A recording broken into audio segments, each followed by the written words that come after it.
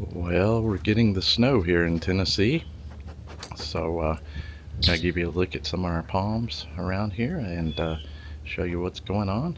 And we're expected to get like 4 to 6 inches or something like that. But if you're worried about the snow on your palms, once you get quite a bit, you can take like a electric blower around, is what I use, and blow off a little snow before it refreezes. Then you won't be able to get it off. But anyway, we're going to take a look at some of the palms and how they're looking today. And everybody have a good day. We'll see you later.